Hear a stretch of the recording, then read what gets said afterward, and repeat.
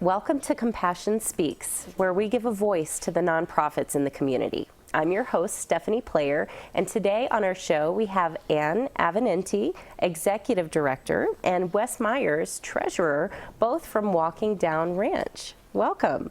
Thank you for having us. It's really wonderful to be here and be a part of Compassion Speaks. Very wonderful. Nice. I'm pleased to have you guys here. I've purposefully kind of kept myself in the dark about your organization because I wanted to hear it firsthand today from you guys. So let's just jump into it. What is Walking Down Ranch? What are you guys about? We are an organization that wants to help veterans transition back into civilian life. A lot of them get out of sync when they come back, and it's nice to be able to help them get back into civilian life comfortably. Right. Yeah. The hope is to have a community apartment style complex for them to work and have classes and have a safe, secure place to be and have a pet with them. They all like having a pet. And, yeah, we hope it'll be, at least in the beginning, a 10-unit complex with a common building where they have computers and a kitchen and laundry, and yeah, we have lots of fun volunteers that are going to be very helpful and when we get organized. These are, of course, long-range plans, and they're still in the future. We're a young organization, but we'll continue to try to raise funds, and of course we depend on the public to help us do that. Right. It's a worthwhile cause.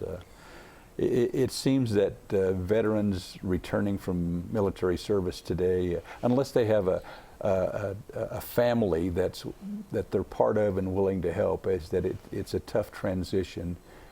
You know, that last military paycheck doesn't last very long, and it takes some time to find work, particularly in today's economy.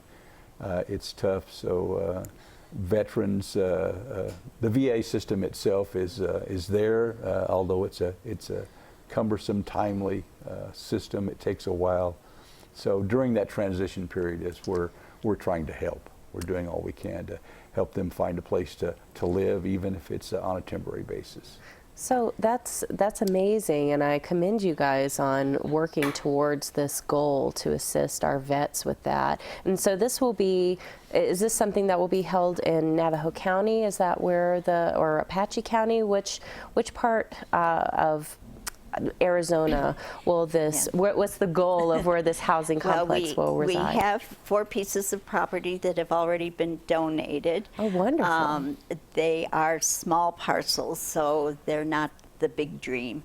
And one is in Sanders and St. John's and Concho and all in Apache County. In Apache County. At this but point, yes. We would love anyone who wants to donate their land to us. It would be great. We can either, if we can't use it for housing somebody, then we can use it as money to raise money for the projects. Yeah, if need be, well, perhaps we would be able to sell the property even if whomever donated it didn't have use for it, and we would take that property and utilize it if we can. If not, we'd probably sell it and just help the general fund of the organization. Gotcha. Right. One of the immediate goals is to at least get one of the properties going with septic and all, but again, that takes good grant writing and fundraising, Right. which we're working on. We have a honor quilt, we call it, that has soldiers' outlines on the edge and dog tags through the middle of the quilt, and it's very nice feeling and cozy. So and that will be raffled off on Memorial Day. Oh, wonderful. Have to put a little plug in for Concho. It has the only Memorial Day parade on Monday, on Memorial Day. So I hope everyone comes. Nice. Yeah, I was telling you about our nice program of cutting up wood for and giving the wood away to any of the vets in the area that need to have some. We've given away 7 cords of wood. And it also is a little bit part of helping Concho's probation program, because the probationers came out and did a lot of work, so they're feeling like they're contributing to the community too. Oh, wonderful. So these are cords of wood that you're putting together for vets and their families. They can just come up to our property and come get it whenever they want. Oh, that is such a need up here in this community Yes, it too. is, You with know, the winter and all. And I think I was mentioning the veterans quilt, the honor quilt. right? You're going to be And- raffling that Yep. off Memorial Day. So when does that raffle begin? You can buy a ticket today. It's already Okay. underway and has It's been for there. yeah, Okay, a few so, weeks or so. and is there a location where people can go to buy tickets? At Billy Wilda's Quilt Haven in Springerville, or the The Sweetheart Cafe is going and to the display Sweetheart it, Cafe later. on February 19th will be there, and the Precision Cleaners in Springerville too. But we also go to a lot of the swap meets and try and sell tickets. We also had a fundraiser with the a football that was donated by the Cardinals, signed by Drew Stanton. Drew Stanton. Wow. And The backup quarterback for the team, Drew Stanton, signed that. Very nice. Yeah. It was very nice. And that was done at the Concho Holiday Bazaar. Oh, and wow. a person from Concho won it. Oh, nice. He is See? so See? very Yeah. proud of that. Oh, yes. I bet. What a prize to take home, and supporting a good cause at the same time. That's Absolutely. the beauty of it. And one of the things that is rewarding for all of us to feel as though we are doing something. There are so many, as we said, so many vets and their families that need help. We also do give out free paper towels and soap that our president makes at home on every first and third Wednesday in Concho at the farmers market, which doesn't exist, but there is a Ramada there near the food bank. Yeah, we served over 150 people last year. They just, Wow. when they're coming to get food boxes, it's kind of nice to check in. Some of the vets come just to talk. Yeah. And at one time, and I hope it continues again, the VA clinic let Jody Reidenauer come out and help people too. So that was nice that she was doing the veteran service. Very nice. So you guys really try to get in every possible way some type of involvement, whether it's buying raffle tickets for a signed football or selling the raffle tickets for this awesome quilt that you guys are going to be raffling off on Memorial Day. There's so many different ways that people can help to contribute, but you also mentioned wanting or desiring property here in Navajo County as well, so Yes. that way you could either utilize that for additional housing areas or help to put that towards funds for housing and for the general funds that you guys have. Exactly. And so do you guys have like a specific goal as far as a year that you'd ultimately like to get this in motion? Because if we can maybe let our viewers know, what kind of timeline are you working on? Because maybe that'll get their gears, moving faster to get involved too. Well, I think that we're looking to ramp up and move forward as quickly as we can. It's been an organizational beginning or structural beginning.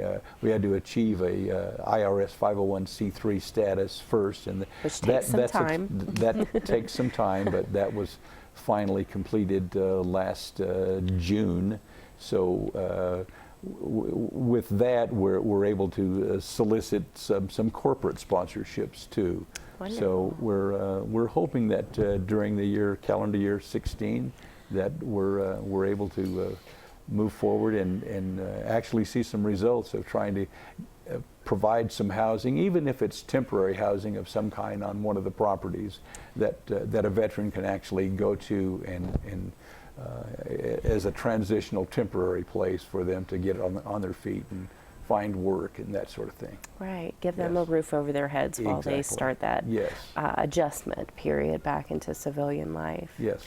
Right. So you can donate money on our website through PayPal, Okay. or send us a check through our P.O. Box 804 in Concho, 85924. Okay. And we'll Yeah. have that address information at the end Excellent. of the segment too, Oh, plus good. phone number and website. So that Yeah. way, no matter how somebody wants to get a hold of you, they know where to go or how to find you. And we're also a member of the Alliance, Arizona Alliance of Nonprofits. Wonderful. And of course, there's an annual Arizona Gives Day that is in the spring each year, and it's Yes. April the 5th of this year. So we're registered with that, and we Wonderful. would appreciate any and all help that the general public population can help with on that day.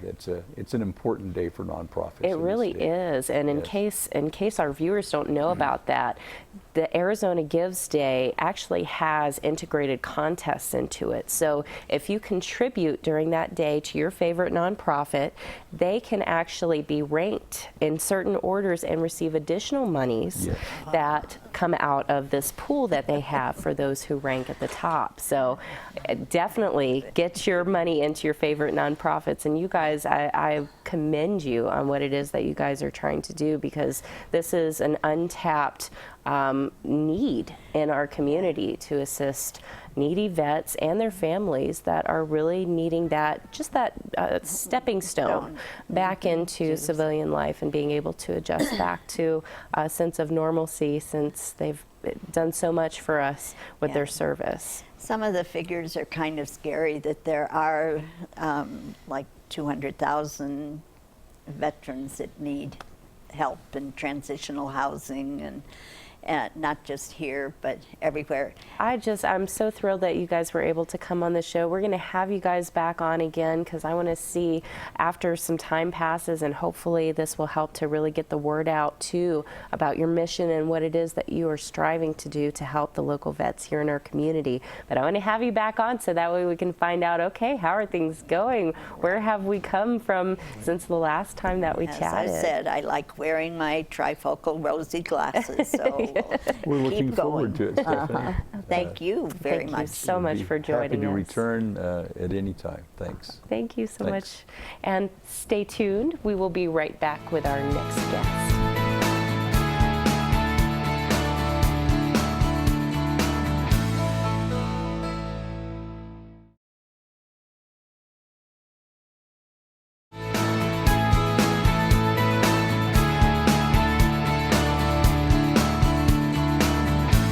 Welcome back to Compassion Speaks. Joining us now on the show is Allison Hefner. She is with the White Mountain Community Gardens.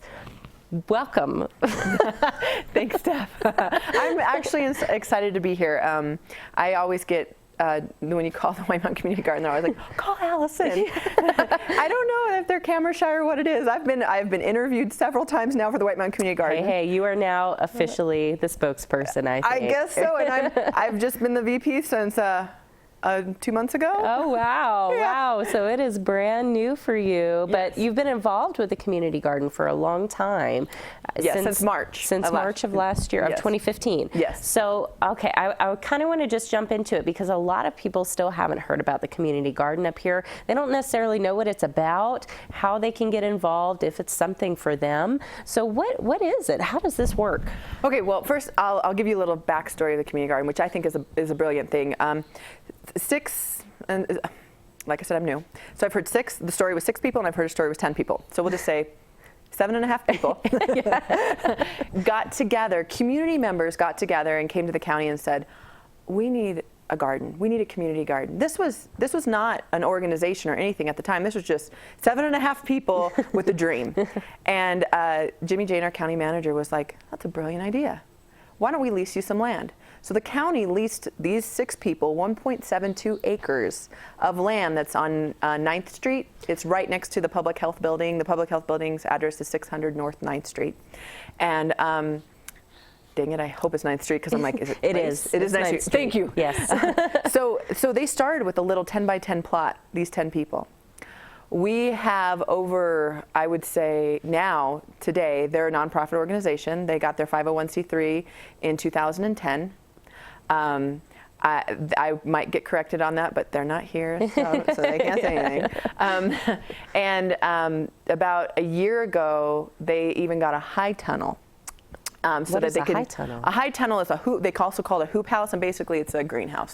Ginormous greenhouse. Okay. So they've went from this Gotta learn 10 the by lingo. 10, yes, this 10 by 10 little area that 10 people worked, so 7.5, to about, I'd say, a little under an acre of property, including the high tunnel. Wow. And 87 people, members Wow. to this, which is phenomenal, and 40 master gardeners. 40 master 40 of them are gardeners. master gardeners. So what makes a master gardener? Let's talk about that for a minute, because you're talking to somebody who has a brown thumb, not a green thumb, like decaying thumb. Okay. we'll call you a black thumb then. Yeah, exactly. Gangrene thumb or something. So I know nothing about gardening, and I want to learn more, because you and I have talked a little bit about the community garden in the past, and I was just like, wow, that sounds like something where I could really learn from people who really know their stuff and do something that not only benefits the community, but also me and my family as well. So what is a master gardener? Let's go through that real quick. There's an official way to become a master gardener, but the best way to become fluent in anything is to have the passion, and these people have the passion to start with, and then they go on and they have the trial and error. Right. You always want to ask somebody who's been gardening for years, because they can keep you from making the mistakes that they had made, and they can save your crops in a lot of situations. And then the more official is they take a course, and it's a 12-week course. Oh, wow. And it's an 8-hour, every week course. It's provided by different organizations up here. So they provide the course, and you get in depth, and you talk about trees, and you talk about the soil, and you talk about the worms, and you talk about every single thing, and And a lot of these master gardeners have taken it 2 to 3 times to Wow. get that information. So you go in there, and master gardeners, the best thing about them is they're very passionate, and they are ready. Any grower is ready to help you help yourself. And so that's what this is really. So these master gardeners, there's 40 of them, right? 40. So you have 40 people. So for me, gangrene thumb, Yes. going in there completely clueless as to what I'm doing, but I want to grow something. I would like to have homegrown vegetables and fruits and herbs and anything that you can have in your own private garden here in this community garden.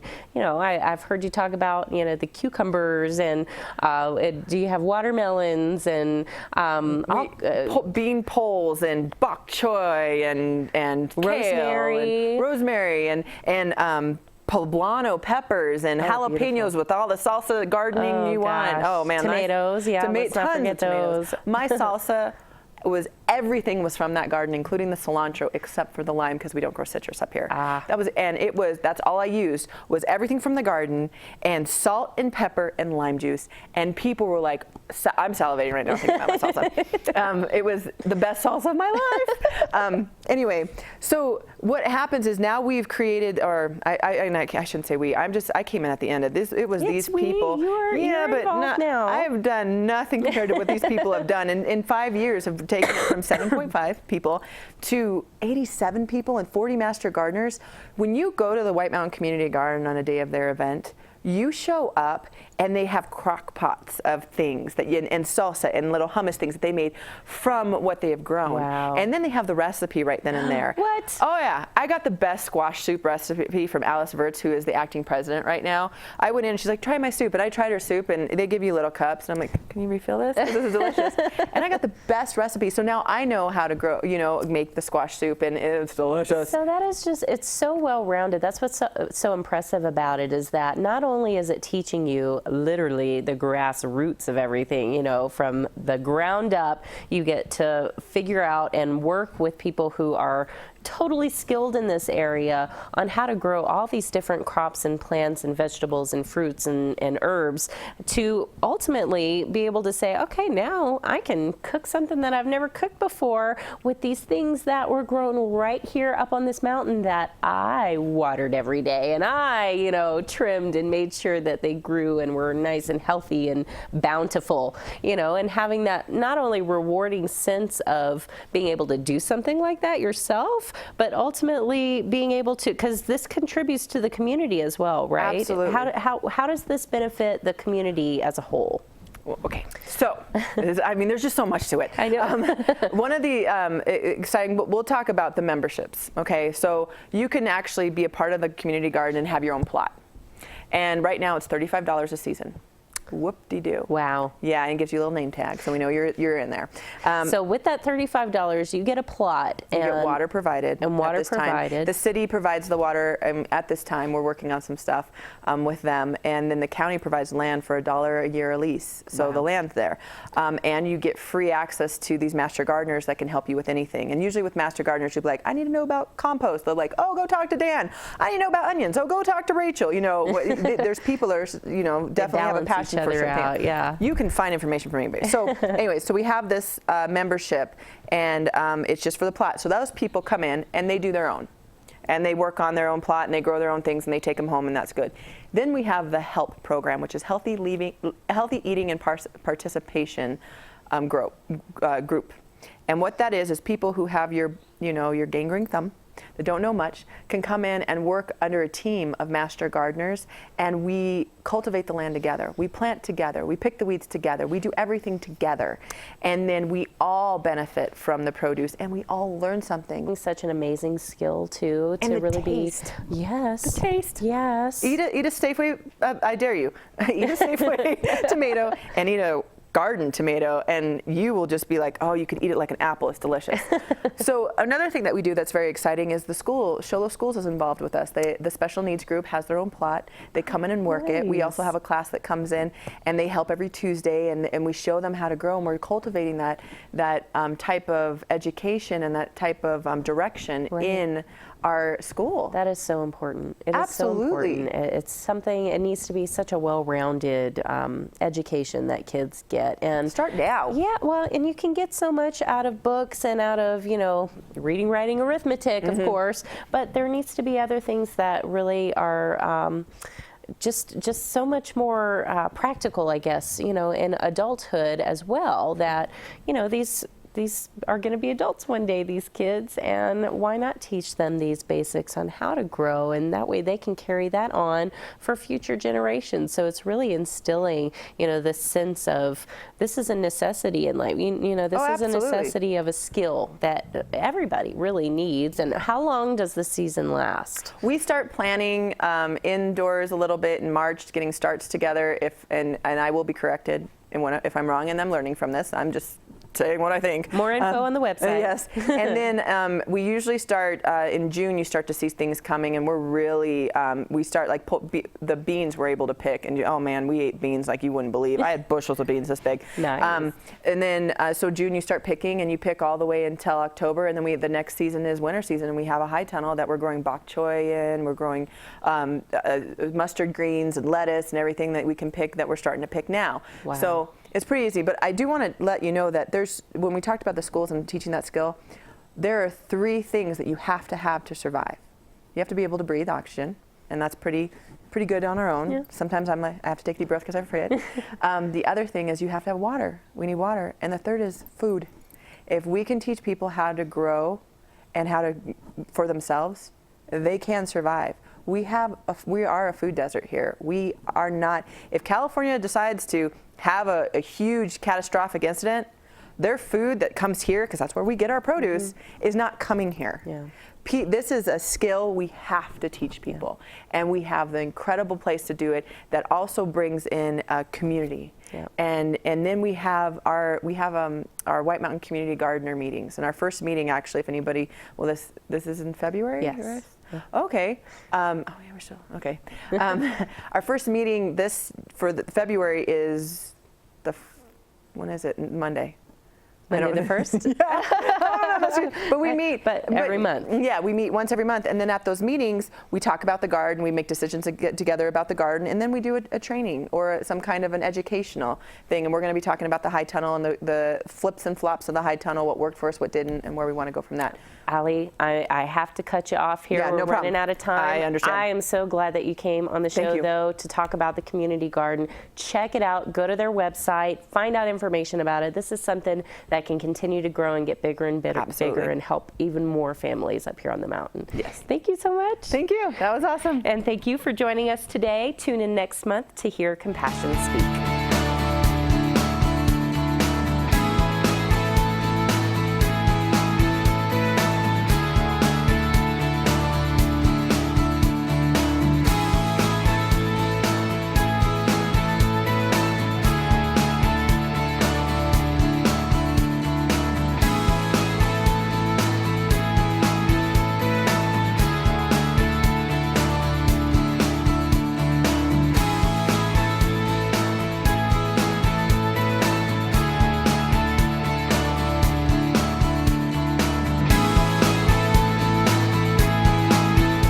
The White Mountain Safe House is a private, nonprofit program dedicated to providing shelter, care, and advocacy for victims of domestic violence. If you or anyone you know is in need of services, please contact our 24-hour hotline at 928-367-6017. If you would like to support our organization in any way, please visit our website for more information at wmsafehouse.org.